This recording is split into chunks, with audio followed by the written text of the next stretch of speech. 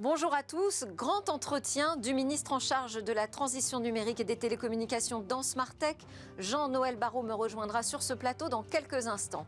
Dans une seconde partie, nous étudierons quelles ont été ses réponses lors de la grande interview du ministre du numérique, à propos notamment de notre rapport à la tech américaine, à propos du financement de nos startups, mais plus largement de l'écosystème des PME françaises du numérique. Et puis on parlera de ses actions promises pour 2023 en matière de politique numérique.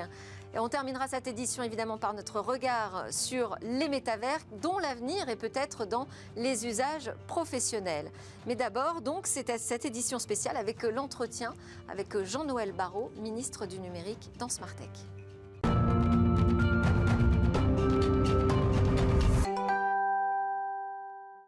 Bonjour à tous. Grand entretien aujourd'hui du ministre délégué en charge de la transition numérique et des télécommunications. Jean-Noël Barrot est sur le plateau de Smart Tech. Merci beaucoup de nous avoir accordé cet entretien. On va passer une vingtaine de minutes ensemble. Vous êtes ministre chargé du numérique, si je raccourcis, depuis cet été, l'été dernier, donc c'est assez récent.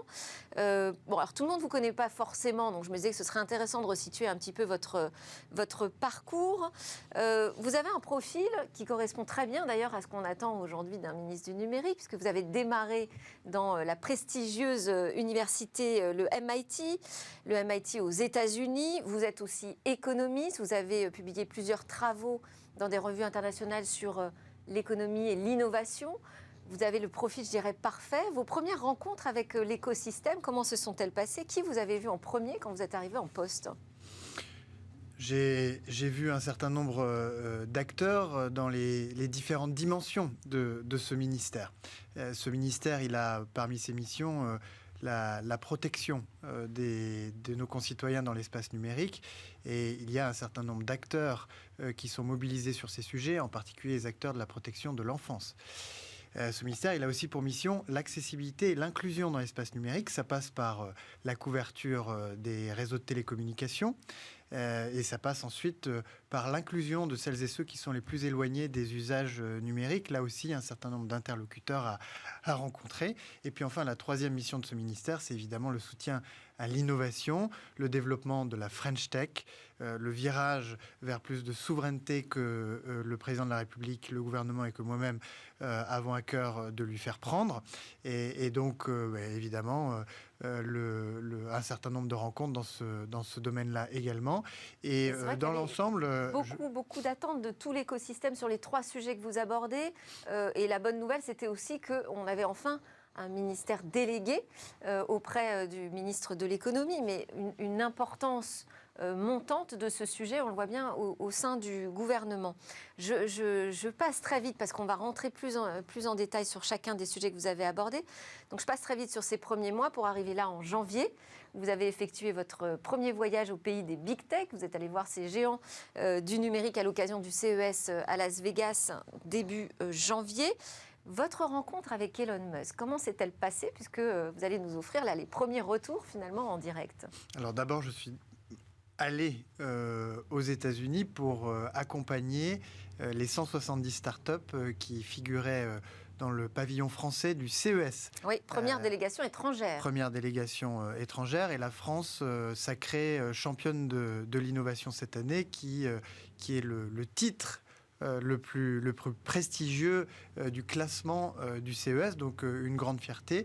Une grande fierté également de voir à quel point la France est reconnue comme une grande nation d'innovation aux États-Unis à une douzaine d'heures. Ce qui n'était pas forcément gagné ce qui n'était pas il y a quelques forcément années. Gagné, puisqu'il y a encore 20 ans, le président des États-Unis disait que le problème avec les Français, c'est qu'ils n'avaient pas de mots pour traduire le terme d'entrepreneur. Donc il y a évidemment quelque chose de fondamental qui a changé.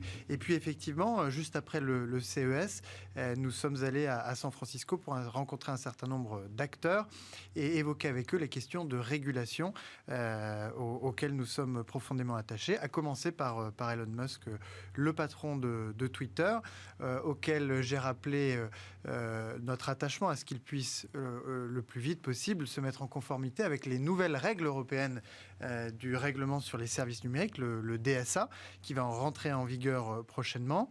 Il nous a répondu que c'était bien son intention et que les équipes de Twitter se rendraient au mois de janvier aux réunions préparatoires organisées par la Commission européenne. Donc des signaux plutôt rassurants, même si nous restons extrêmement vigilants. Il avait dit la même chose d'ailleurs à l'époque du déplacement de Thierry Breton. Il avait dit qu'il se plierait tout à fait à la réglementation européenne. Là, vous avez pu lui épingler même le coq de la French Tech. Il n'y a pas un décalage entre ces déclarations, le fait qu'il se montre effectivement comme tout à fait en accord avec la position française en matière de politique numérique, et ce qu'on voit aujourd'hui sur Twitter? Le juge de paix, ce sera l'application du DSA. Soit Twitter se conforme à nos règles, et dans ce cas-là, tout ira bien. Soit l'entreprise ne s'y conforme pas, et alors elle s'expose à une amende qui ira jusqu'à 6% du chiffre d'affaires mondial, c'est-à-dire 300 millions d'euros si on s'appuie sur le chiffre d'affaires de l'année dernière. Et en cas de récidive, elle pourrait être interdite sur le continent européen. Ceci étant dit, notre souhait, c'est que Twitter puisse se conformer et puisse continuer à œuvrer dans le sens des priorités qui sont les nôtres. Je l'ai interrogé sur la protection des mineurs dans l'espace numérique, dont il nous a dit avoir fait une priorité première.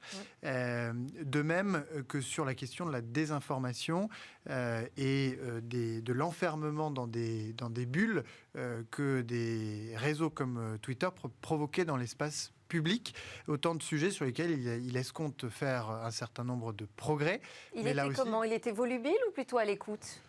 Il était à l'écoute, mais il était également tout à fait ouvert pour expliquer quelle est sa stratégie. Maintenant, je reste et nous restons particulièrement vigilants et attentifs à ce que ces mots soient suivis d'effets. Et ensuite, effectivement, à l'issue de cette rencontre, je lui ai remis et épinglé à la boutonnière le coq rouge de la French Tech. Elon Musk est avant tout un entrepreneur qui a créé des entreprises d'envergure mondiale, extrêmement disruptives, et c'était une manière de faire de lui un ambassadeur de notre coq rouge. Excellente idée. Alors ensuite, vous êtes parti déjeuner, enfin ensuite je ne sais pas exactement, c'était dans le même ordre, mais enfin il y a eu un déjeuner avec un cercle d'investisseurs américains de la baie de San Francisco. Comment est-ce qu'ils perçoivent nos French Tech, j'allais dire, mais nos startups, mais au-delà même notre tissu économique autour de la tech en France? Je crois qu'il y a une reconnaissance unanime de ce que la France produit des talents qu'il est difficile de trouver ailleurs qu'en France. D'ailleurs, un certain nombre de ces talents s'exportent et on les retrouve dans la Silicon Valley, et j'ai eu l'occasion de rencontrer certains d'entre eux. Yann Lequin, par exemple, à l'IA chez Facebook. Absolument. Et d'autres Français également chez Facebook qui occupent des rôles et des places très prestigieuses et très importantes. Et d'autre part, la reconnaissance qu'il y a quelque chose qui a fondamentalement changé depuis 10 ans et singulièrement depuis 5 ans et l'élection d'Emmanuel Macron en France, avec l'émergence d'entreprises très prometteuses, de forte croissance, atteignant le statut de licorne dans tous les domaines, à la fois dans les domaines du software, du logiciel, du SaaS, comme on dit dans le jargon, mais aussi désormais dans les secteurs comme la Green Tech, par exemple, puisque la France est désormais le premier écosystème Green Tech en Europe, le deuxième après les États-Unis, et que cela, depuis les États-Unis, ça se voit. Ça se voit. Il y a une crispation sur ce marché du financement, en particulier très forte du côté des États-Unis. En France, on le ressent peut-être un peu moins, mais quand même, moi, quand je reçois des entrepreneurs ici, ils me disent que cette année, ça va être beaucoup plus compliqué pour convaincre les investisseurs. Qu'est-ce que vous avez retenu justement de votre voyage aux États-Unis à ce sujet avec les VCs que vous avez rencontrés? Ce que nous avons retenu, c'est d'abord que la situation est effectivement incertaine et qu'elle peut freiner les décisions d'investissement, que ce soit les investissements des entreprises ou celles des investisseurs, et que dans ce contexte, les chiffres de la France sont à ce stade plutôt rassurants, puisque avec 13 milliards de fonds levés par les entreprises innovantes en France l'année dernière. Nous progressons de 20% par rapport à l'année 2021, là où l'Allemagne ou les États-Unis régressent de 20% ou plus. Comment vous l'expliquez? On a un temps de retard peut-être par rapport à... Peut-être un temps de retard ou peut-être... de resserrement. Ou peut-être, et c'est ma conviction, une forme de maturité atteinte par notre écosystème qui reste relativement jeune par rapport à d'autres écosystèmes, ce qui lui permet bien de résister peut-être un peu mieux à ce qui se passe sur le plan des financements. Les investisseurs que nous avons rencontrés évoquent évidemment une forme de ralentissement de la levée de nouveaux fonds dans le courant de l'année 2023, mais ils reconnaissent que les fonds qui ont été levés en 2021 ou 2022 disposent d'un certain nombre de ressources qui peuvent leur permettre d'accompagner le développement des entreprises déjà existantes. Se pose une question sur les entreprises à naître et le risque auquel il faut que nous puissions veiller, c'est que cette situation un petit peu moins favorable sur le plan des financements ne décourage ou ne ralentisse ce grand élan d'entrepreneuriat qu'on a pu constater ces dernières années. L'un d'entre eux rappelait que c'est pendant ces périodes-là, et par exemple au début des années 2000 ou juste après l'année 2008, que se sont créés certains des plus grands succès entrepreneuriaux mondiaux. Exact. C'est peut-être justement aussi le moment de s'intéresser, parce qu'il y a l'effet Startup Nation qu'il faut entretenir, continuer à avoir cet élan entrepreneurial en France, certes, mais il faut aussi faire grandir, mûrir toutes ces entreprises très prometteuses françaises. Et pour ça, on a besoin de fonds d'investissement beaucoup plus importants. Alors en France, on a la BPI. Ça n'est pas suffisant, on ne peut pas juste compter sur l'aide publique. Non, on a la BPI d'un côté qui fait évidemment un travail remarquable depuis 10 ans, en fait les 10 ans de BPI cette année. Il y a à côté de BPI une initiative qui a été lancée sous le quinquennat précédent et qui a porté ses fruits pour mobiliser l'épargne des Français et les fonds des assureurs, notamment pour que les fonds de capital risque, les fonds de capital investissement français atteignent une taille qui leur permet de financer des entreprises des entreprises innovantes qui atteignent une certaine taille. C'est l'initiative Tibi à laquelle nous sommes en train de travailler pour qu'elle se régénère et qui sera doublée, ce sera annoncé dans quelques jours, de la concrétisation d'un fonds de fonds pan-européen public voulu par le président de la République qui s'appelle Scale Up Europe et qui va permettre lui aussi de venir nourrir des fonds d'investissement européens susceptibles d'atteindre la taille nécessaire pour financer ces jeunes mais très grandes entreprises qu'on appelle les licornes, pour les pousser jusqu'à l'introduction en bourse, dont on souhaite évidemment qu'elles puissent se produire en France. Alors c'est vrai qu'il faut penser à cette échelle européenne et c'est souvent ce qu'on nous dit dans ce secteur des technologies. Ça oblige aussi de penser une politique tech à l'européenne. Est-ce qu'on a, on a des textes, on a des règlements. Aujourd'hui, on arrive à avoir des consensus législatifs, je dirais, européens. Est-ce qu'on arrive à avoir une politique économique commune autour de la tech en Europe? Et comment est-ce que cette politique numérique se positionne par rapport à celle des États-Unis? La question de la souveraineté, c'est aussi une question qui peut créer des frictions. Notre ambition, c'est de créer un marché unique du numérique pour que, effectivement, les entreprises, qu'elles se créent en France ou dans d'autres États membres de l'Union européenne, eh bien, elles puissent rayonner dans l'ensemble de l'Europe et faire levier du marché européen qui reste le premier marché mondial. Pour ça, nous avons, depuis quelques mois, commencé à prendre au niveau européen un certain nombre de textes qui vont organiser le marché des données et les marchés numériques. Je parlais du DSA tout à l'heure, c'est vrai du DMA, c'est vrai du règlement sur les données, c'est vrai du règlement sur l'intelligence artificielle, c'est vrai de MiCA pour le marché des cryptos. Ouais. C'est une forme de régulation, non pas pour étouffer l'innovation, mais pour harmoniser les règles du jeu au niveau européen, de manière à ce que l'Europe devienne véritablement un marché unique, en tout cas pour le numérique. Mais les règles, c'est une chose, et parfois elles sont tellement stricte et contraignante que quand même l'écosystème s'inquiète qu'on ne s'étouffe pas avant d'éclore, même en Europe. Mais s'entendre sur une politique numérique économique, je parle en termes de concurrence, vous évoquez le DMA, mais comment est-ce qu'on construit ces blocs européens ? Eh bien, c'est dans la discussion avec nos partenaires. La Commission fait un certain nombre de propositions et puis ensuite les États membres et le Parlement européen s'en saisissent. Mais vous évoquiez les États-Unis.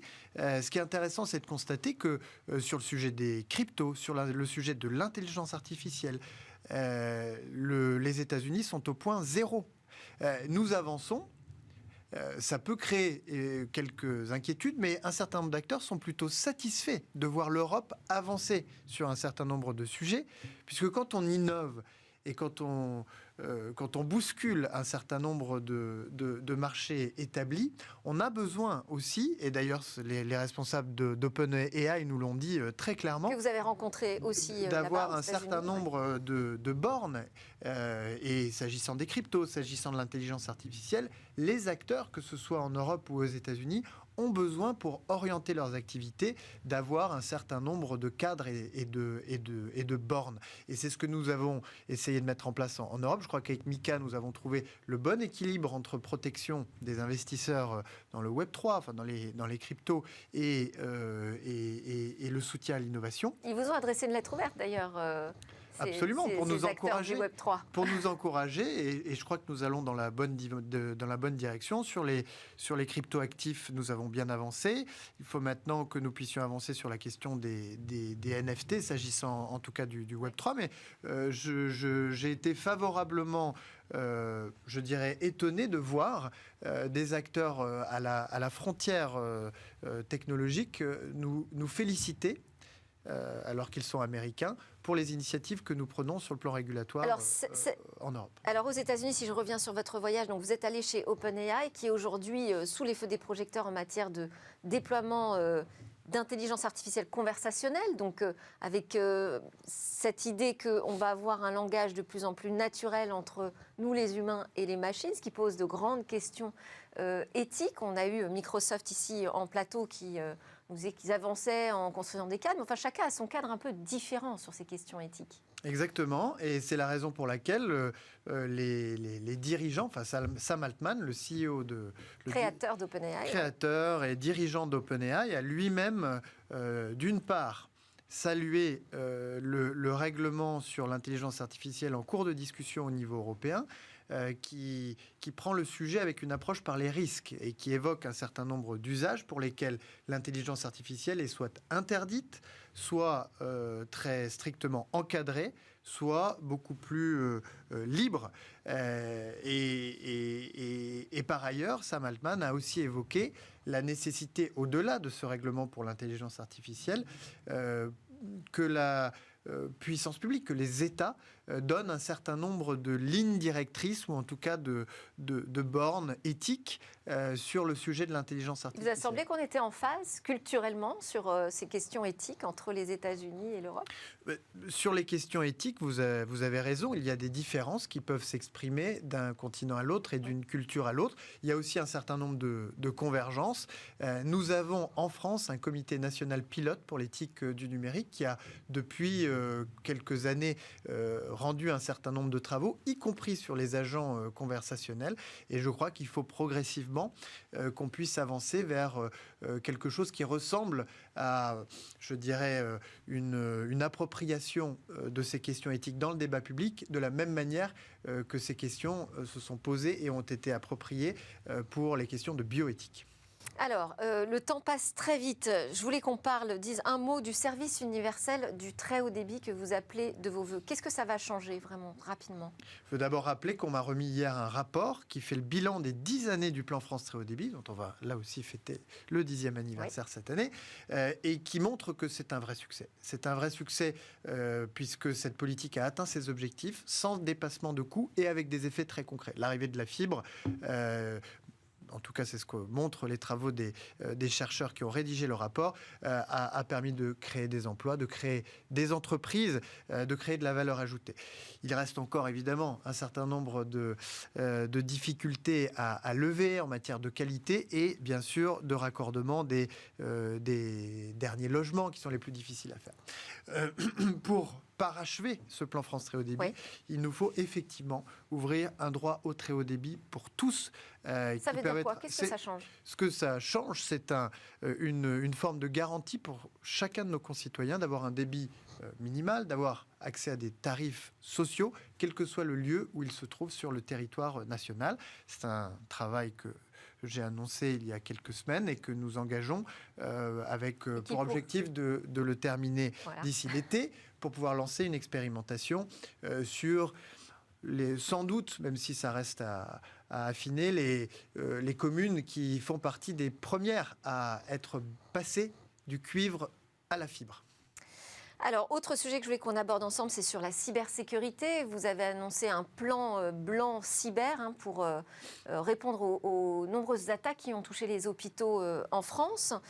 Quelles ont été là, les premières peut-être actions qui ont été menées depuis le début de l'année? Parce que ce plan a été annoncé en décembre, donc je sais qu'on est au tout début. C'est un plan qui agrège un certain nombre d'initiatives portées par différents ministères pour effectivement apporter des réponses très concrètes aux hôpitaux. Je veux dire que s'agissant du plan de relance qui s'est déployé sous la responsabilité de Bruno Le Maire, ce sont 150 hôpitaux qui ont été ciblés dès 2021 pour pouvoir bénéficier de parcours de cybersécurité. À la suite de l'attaque sur l'hôpital de Corbeil-Essonnes cet été, avec le ministre de la Santé, j'ai annoncé une enveloppe supplémentaire qui va permettre de couvrir au moins 150 hôpitaux. De doubler finalement. De doubler le nombre d'hôpitaux qui bénéficient de ces programmes. Ces programmes, nous avons pu constater qu'ils produisent leurs effets puisque parmi les collectivités qui ont été attaquées cet automne, la mairie de Caen, par exemple, qui avait terminé son parcours, qui s'était dotée d'un EDR, c'est-à-dire d'un antivirus synchronisé sur l'ensemble des équipements, produit par Arfanglab, d'ailleurs, une entreprise française, a pu résister à l'attaque et limiter les dégâts. Et donc, nous veillons très attentivement au déploiement de ces parcours de cybersécurité pour que des épisodes comme celui qu'on a connu à Corbeil-Essonnes ou plus récemment dans ma ville, à Versailles, ne se reproduisent plus. Sur le filtre anti-arnaque aussi? Oui, ça avance? Absolument. Le filtre anti-arnaque, c'est donc une protection que nous voulons pouvoir octroyer à l'ensemble de nos concitoyens. Il s'agira d'un filtre qui préventivement avertira l'internaute qu'il est en train de se diriger vers un site malveillant et identifié comme tel. Les travaux techniques sont en cours et j'ai bon espoir que nous aurons une version bêta à l'été, c'est-à-dire avant la Coupe du Monde de rugby, qui sera enrichie et qui pourra être généralisée à l'été 2025. On va terminer cet entretien par l'interview express. À l'été 2024, pardon. Ah, 24. Bien sûr, pour les Jeux Olympiques. Ah, JO 2024, excellente nouvelle. On termine cet entretien par l'interview express, Jean-Noël Barrot. Vous répondez comme vous voulez, de manière personnelle ou professionnelle, mais de manière assez rapide quand même. Il faut que ça tienne dans 2 minutes, tout ça. Quels sont vos vœux déjà pour 2023 ? De santé, de bonheur, de sérénité et de paix. Est-ce que vous avez des inquiétudes ? Je suis toujours inquiet, mais je suis optimiste. Votre idée fixe ? La protection des Français dans l'espace numérique, car c'est un sujet qui m'a beaucoup marqué dans ces 6 premiers mois de ministère. Et au-delà des inquiétudes, est-ce qu'il y a des choses qui vous font peur ? Non, je crois qu'il ne faut pas avoir peur. Et comme le président de la République l'a dit, il faut penser printemps. Le futur dans la tech, vous l'imaginez comment ? D'ici à 5 ans ? Je l'imagine souverain, inclusif et soutenable. Et la prochaine révolution, selon vous, ce sera quoi ? La prochaine révolution, ce sera peut-être la révolution de l'IA et des modèles d'intelligence artificielle générative. Et vous, dans 5 ans, vous savez où vous serez ? Je serai au service de mon pays d'une manière ou d'une autre. Merci beaucoup, Merci Jean-Noël Barrot. Ministre délégué en charge de la transition numérique et des télécommunications, c'était son grand entretien dans Smartech. À suivre, eh bien, on va débriefer aussi de vos réponses, monsieur le ministre, avec 2 commentateurs fidèles de Smartech.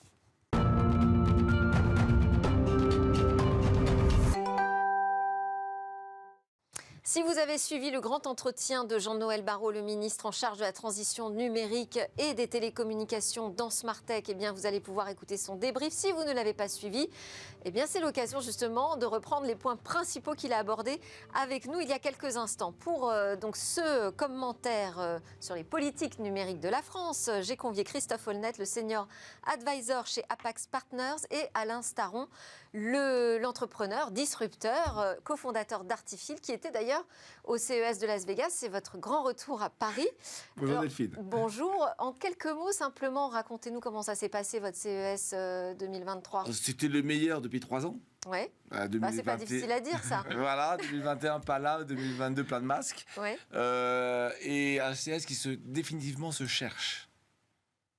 Toujours.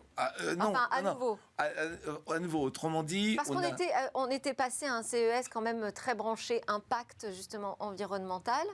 Alors, c'est pas dans ce sens-là.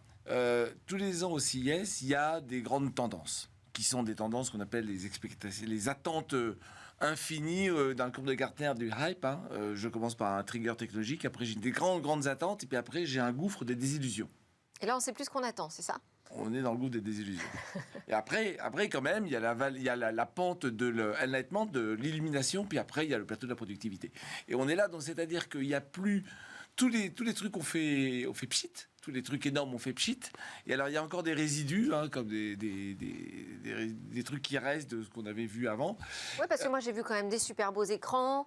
J'ai vu quand même le futur du PC portable, le futur de la voiture, des annonces dans le jeu. Alors, des super beaux écrans, il y en a tous les ans. Ce qui est intéressant, c'est qu'LG était le dernier à avoir des écrans partout. Samsung avait fait voilure extrêmement réduite. Il n'y a plus le grand mur de Samsung. Des écrans rétractables enroulables. Oui, ça fait 3 ans qu'on en parle. Des écrans sans fil, mais il y a quand même un fil. Enfin, voilà, on n'a pas trouvé... Et pour vous, ça s'est passé comment, ce CES? Vous avez eu la visite du ministre?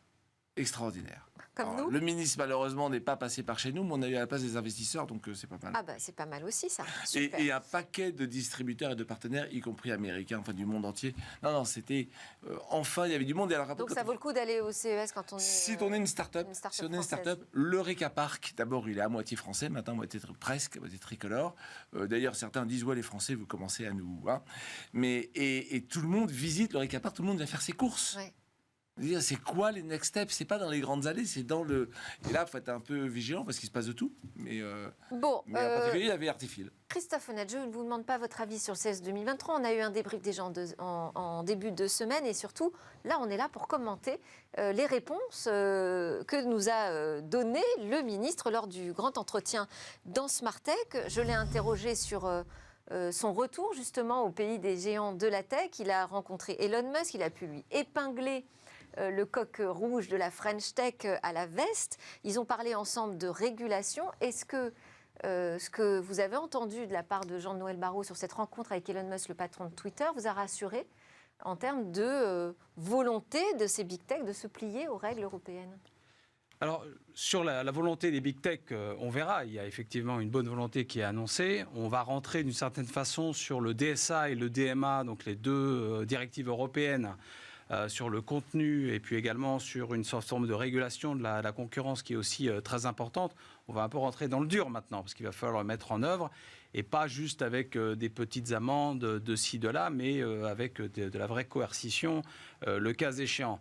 Et de ce qui m'a rassuré dans le discours du ministre, c'est cette dimension européenne qu'il a cherché, dont il a souligné l'importance. Parce qu'on ne pourra peser, on ne pourra faire un acte de souveraineté que si l'on est capable de se réunir et de peser en tant que marché européen. Il a parlé du marché unique du numérique qui nous permettrait de pouvoir... La volonté de créer un marché unique. La volonté de créer un marché unique, mais elle me paraît essentielle parce qu'on ne pourra pas peser...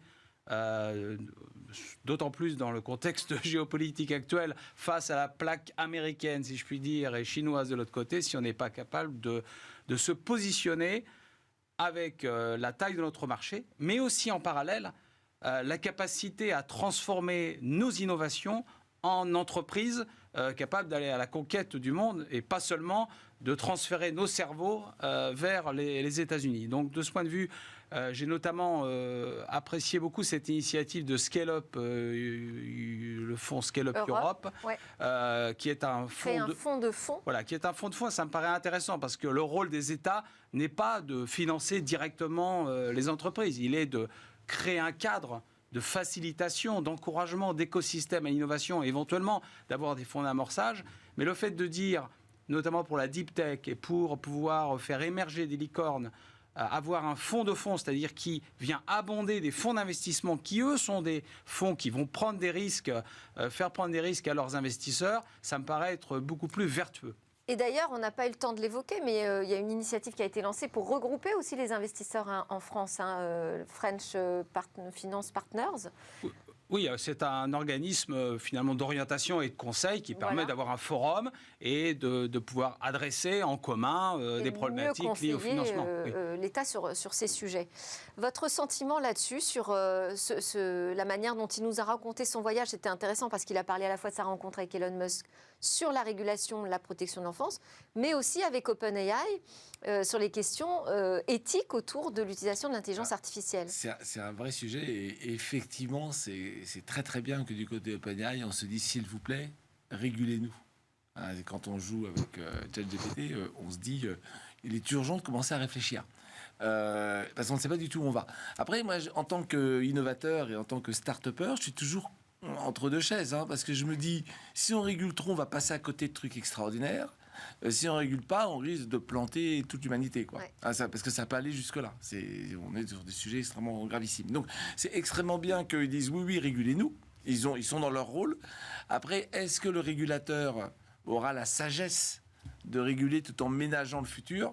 Mais c'est très compliqué. En tout cas, c'est vrai que d'entendre Jean-Noël Barrot qui nous dit là-bas, aux États-Unis, on me dit que pour pérenniser en fait tous ces utilisations d'algorithmes, on a besoin de la régulation.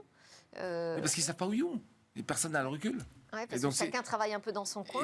Et c'est plutôt pas mal de se dire, maman, je veux bien que quelqu'un ouvre un parapluie. Parce que quelque part, il en va d'une responsabilité. Alors, il n'y a pas ça en Chine.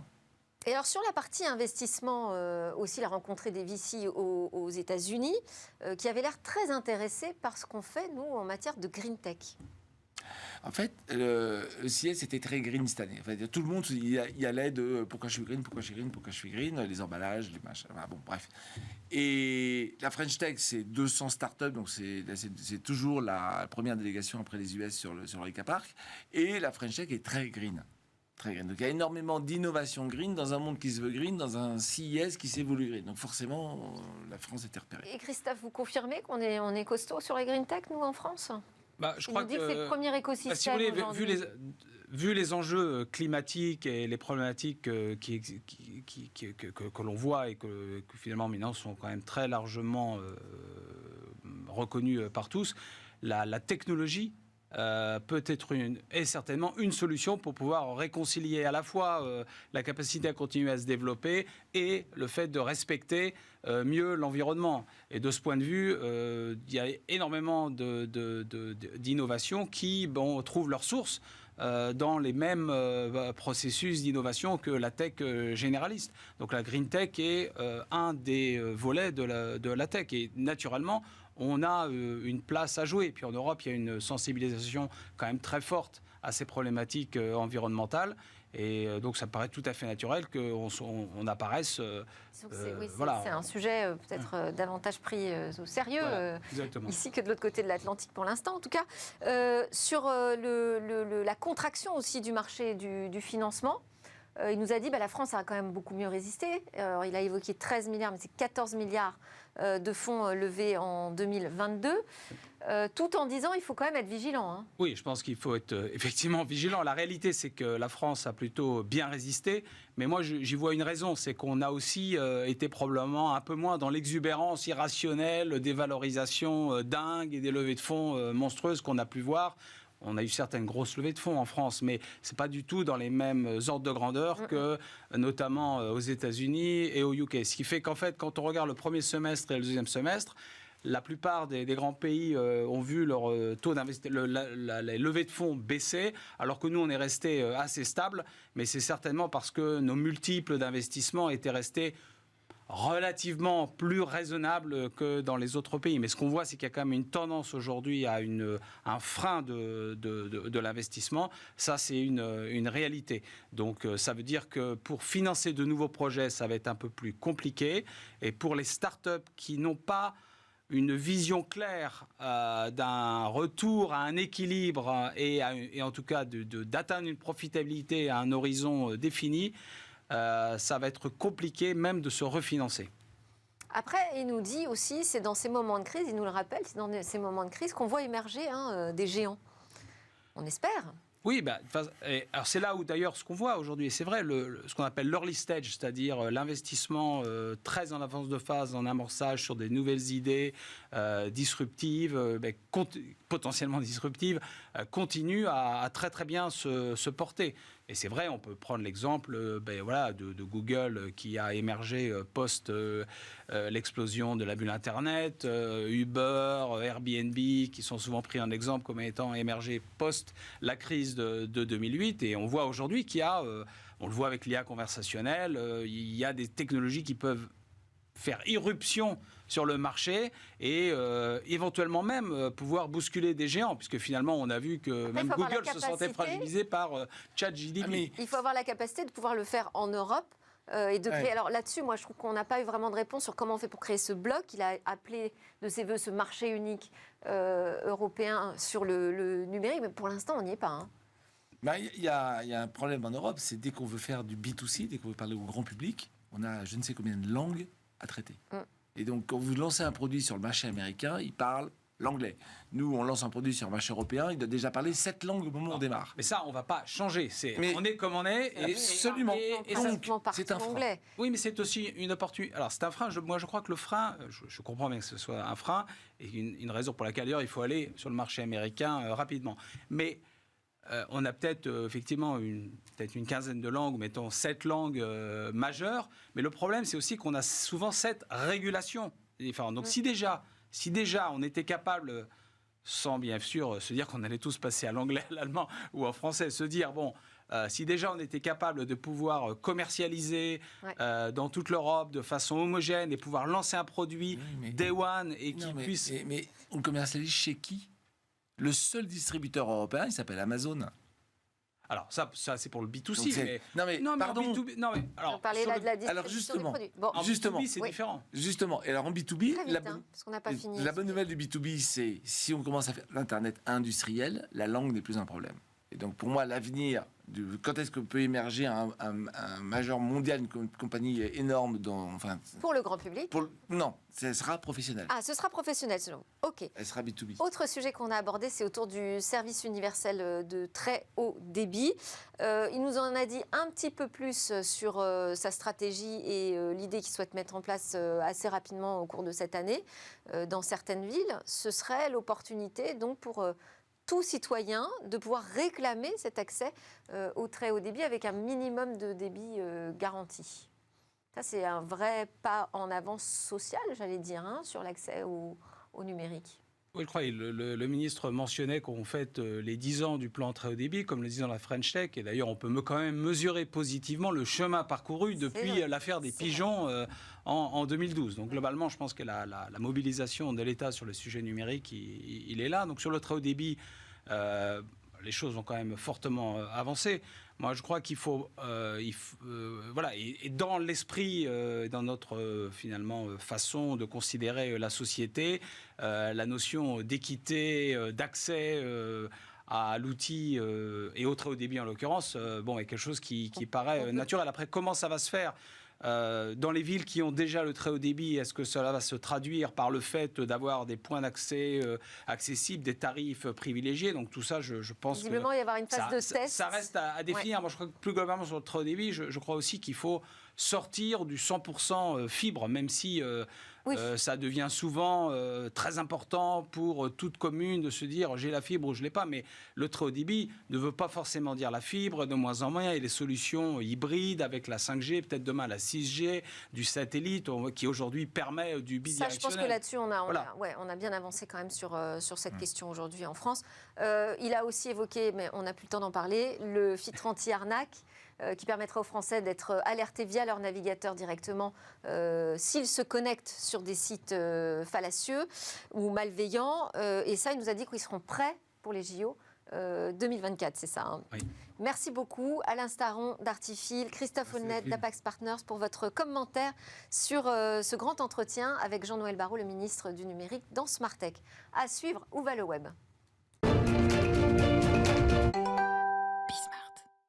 Eh bien, l'avenir du métavers est peut-être du côté des usages en entreprise, c'est ce que nous explique Eva. Les entreprises vont-elles sauver le métavers en 2023 ? Meta ne s'en cache pas, il compte bien sur elle pour booster l'usage des technologies de réalité virtuelle, surtout après une année 2022 très décevante pour le groupe de Mark Zuckerberg. Le nombre d'utilisateurs sur son métavers Horizon Worlds stagne, moins de 200 000 par mois. Alors, si les particuliers semblent encore bouder l'univers virtuel et immersif du métavers, il y a sûrement quelque chose à faire du côté des entreprises. Le corporate metaverse pourrait-il sauver le navire ? Depuis plus de 2 ans maintenant, le travail en distanciel s'est considérablement développé. En France, par exemple, aujourd'hui, c'est près d'1 salarié sur 3 qui pratique le télétravail de manière régulière, selon une étude Malakoff Humanis. Une bonne raison donc pour les organisations de repenser leur conception de la communauté et de l'inclusion. Le groupe Meta, lui aussi, a mené son enquête. Selon cette enquête, 69% des travailleurs et des dirigeants se déclarent intéressés par des réunions plus immersives et 66% d'entre eux pensent que le métavers peut reproduire cette sensation d'adhésion collective que l'on ressent normalement au bureau. Autre atout pour les organisations qui pourraient bien faire les affaires de Meta, le métavers permet aussi de se différencier de ses concurrents, attirer les jeunes par exemple, montrer qu'on est moderne et favoriser l'engagement des employés. 64% des chefs d'entreprise interrogés déclarent d'ailleurs se sentir en retard vis-à-vis de leurs concurrents dans l'exploration du métavers. Il s'agit donc maintenant de s'implanter dans les entreprises.